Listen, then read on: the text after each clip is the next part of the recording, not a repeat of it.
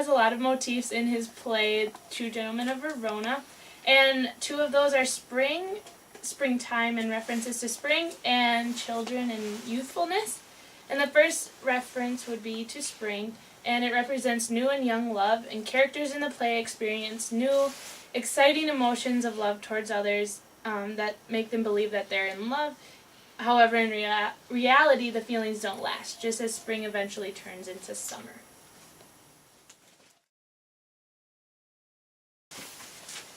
Okay, so our first quote we have is, "Oh, how this spring of love resembleth the uncertain glory of an April day."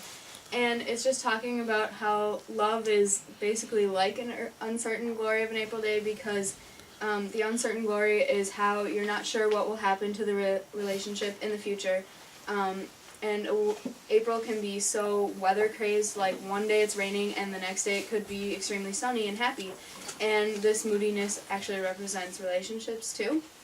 And the second quote we have is, "To relish a love song like a robin redbreast." Robins are what the first sign of spring represents, and Speed, in this quote, Speed is talking to Valentine about how he's seeing the signs of him being in love. The third quote we have is, "That I did love, for now my love is thawed." And this one is talking about Proteus, who says that he used to love Julia, but now he loves Sylvia. And it represents how spring thaws, and Proteus did love Julia, but now he's loving Sylvia.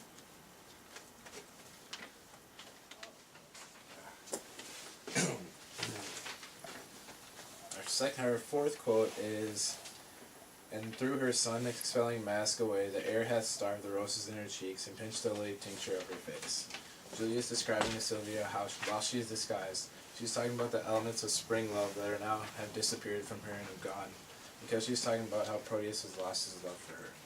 Our second quote is, "The sun begins to gild the western sky." This is when E. Glamour is talking out loud to himself before Sylvia comes.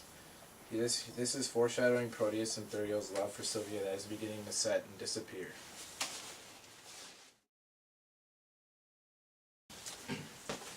And now we have our second motif, and that's the reference to children and youthfulness, which represents love as immature, and the characters make rash decisions when they do not truly know what they want.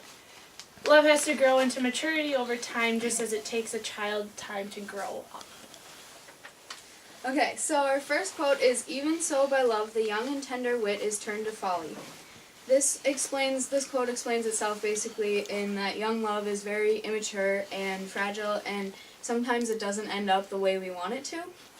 And then our second quote is, "To clothe mine age with angel-like perfection, yet hath Sir Proteus, for that's his name, made use of fair advantage of his days.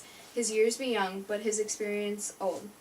And the part where it says, "To clothe," "to clothe mine age with angel-like perfection," just represents the innocence of a child, and that Proteus is still very young and immature, but he's gone through a lot of girls, meaning that he's immature and doesn't know what he really wants in life.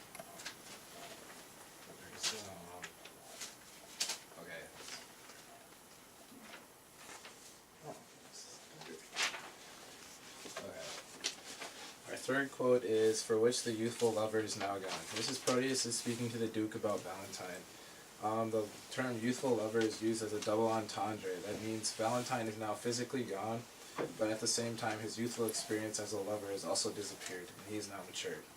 Our fourth quote is, should have been cherished by her childlike duty." The Duke is negatively characterizing Sylvia in order to trap Valentine. He's saying that it's time for Sylvia to grow up and mature as a wife.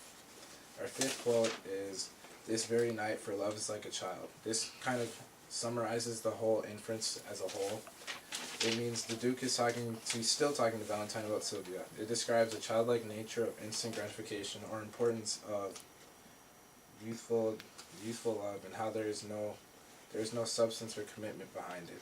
It is more about impulse and making rash decisions.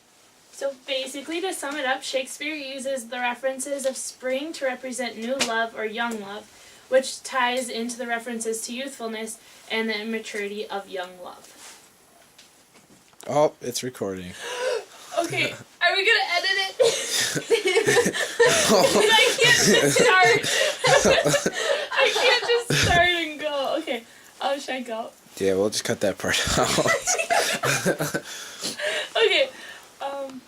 Shakespeare uses a lot of motifs in his in his play. See, I'm gonna screw it up. I can't do it.